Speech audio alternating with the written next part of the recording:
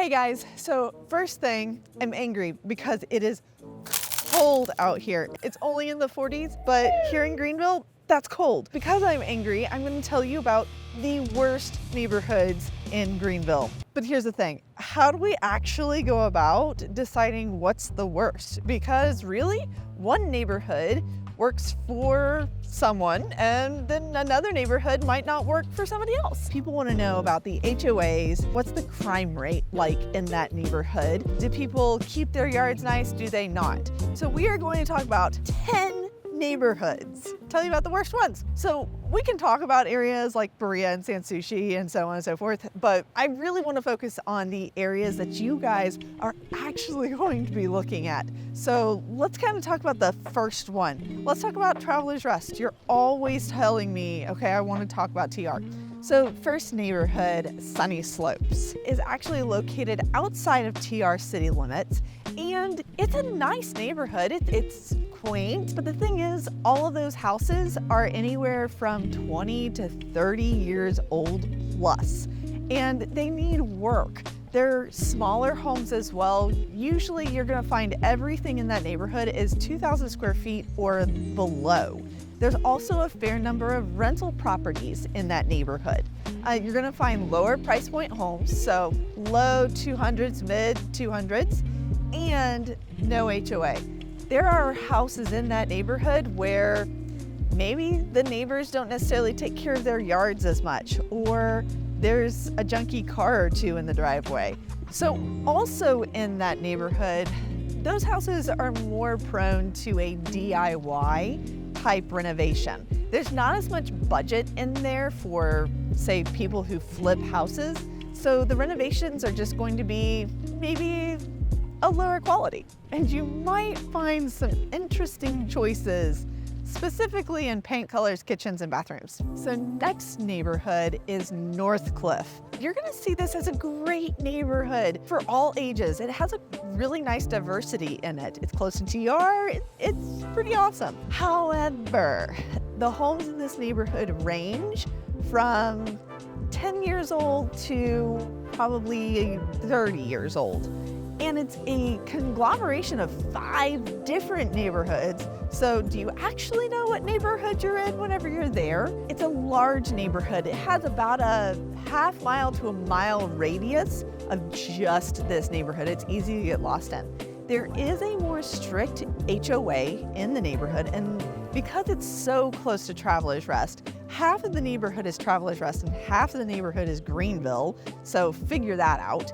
Average price point of the homes in that community range anywhere from $400,000 to $600,000. Your neighbors all know what's going on. The neighborhood Facebook group will definitely talk about it, and you're going to see all sorts of different people talking about the neighborhood pool is broken down yet again. Other things about this neighborhood to watch about is there are some very steep driveways in this area, in this community. You're either on a steep driveway up or a steep driveway down, and you have to put on a parachute just to get out of your car. They're not all like that, and it's something to watch whenever you're here. Maybe it's a big deal, maybe it's not. Another neighborhood is Richmond Hills, and Richmond Hills is a older neighborhood. However, it has homes that have been built back in the 70s all the way up until the last 5 to 10 years. So really, it's kind of a neat neighborhood, and there is no HOA. So what we also run across there with no HOA is the same thing. It's a blessing and a curse, where you end up with neighbors who don't take care of their property as nicely, where others take care of it better. There's also larger yards there. At the same time, some of the houses don't have as large of a yard. Just other things to think about. There's no sidewalks. Driveways all have cracks in them. The houses need to be renovated. And because they are that lower price point, you end up with a lower end renovation or no renovation at all, and you walk into a bathroom that still has pink tile. So if that's your thing, great. So now we're moving over to Simpsonville, and there's so many neighborhoods over there. Probably the #1 neighborhood I hear about the most though when people are looking is Neely Farm. Neely Farm is a older, established neighborhood. You're gonna find some of those older homes, but it's also a pretty significant HOA. It's a very popular area. It's a very popular neighborhood. So you're going to have the competition to get into that neighborhood. So more multiple offers, housing prices have gone up. It's just all those things that you need to be aware of. Other neighborhoods in Simpsonville, you have Fox Trace. The reason why I bring it up is you want that great one-level living, 3 bedrooms, 2 bathrooms. However, you have little to no yard. They are so close together. Okay, I don't want to be so close to my neighbors. Maybe Fox Trace is not the neighborhood you want to look at. But if you don't want a yard to take care of, it'd be a great neighborhood. These houses in the neighborhood are brick. That's nice, but the parking situation, smaller driveways, less road frontage, is all those things to watch for. It's also in a highly congested area of the Simpsonville Five Forks location. So you're super close to Woodruff Road, which is great. You have all the amenities, but you also have the traffic that you have to deal with over there as well. And then finally, Simpsonville Westwood. So Westwood's a neighborhood that is older, established. The same thing that I've talked about with some of these other neighborhoods already is there's no sidewalks. It's a neighborhood that has older homes, more established trees and whatnot. That's great, but then you've got to maintain that. Westwood also is one of those neighborhoods that we've seen an increase in price substantially. You're going to end up paying top dollar in some of these neighborhoods because they are so popular, and that's why, honestly, go look somewhere else. It's okay. Thanks for sticking around to this. So Taylor's and Greer, those neighborhoods definitely I think you need to pay attention to.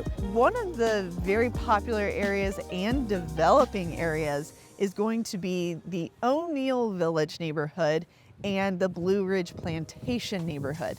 Now, they're right around Lake Robinson, so you get all of the great things, the mountain views, the lake views. You're not far from it all. However, let's talk about O'Neill.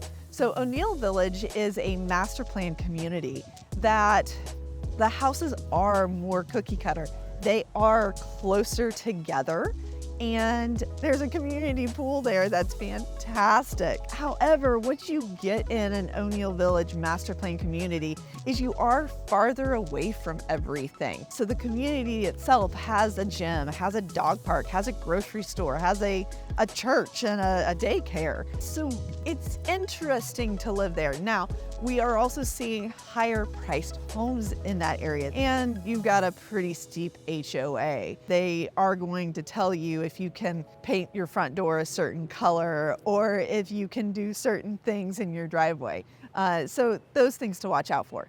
Now, the other neighborhood, Blue Ridge Plantation. Now, this is one that I have watched for years as it's been developing, and it is still being developed a decade after I believe it started. It is a community feel, so you've got the sidewalks and so on, but it is getting more and more congested. You've got some of the steeper driveways. You also have that HOA to deal with. Honestly, I feel like the neighborhood's a little bipolar. So you have older houses and then you have brand new houses as well. The community pool there is only so big. So in the future, I can't guarantee that the entire neighborhood is actually going to have access to that community pool. And the last 3 subdivisions that I'm going to chat with you about is actually places that we've talked about before. First, you have Overbrook. Overbrook houses need a renovation. They're older, they're close to downtown, so you're gonna hear everything that happens down here.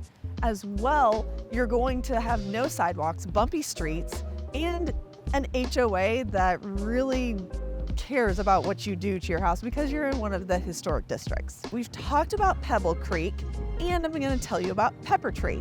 So Pebble Creek, we know it's a golf community, all right? It's got an HOA, and it's also kind of situated where there's some main roads that run through it.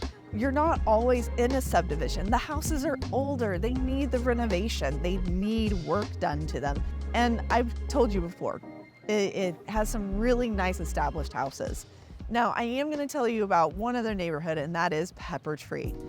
Pepper Tree is a very good established neighborhood. You have houses there that are probably 30 to 40 years old at this point.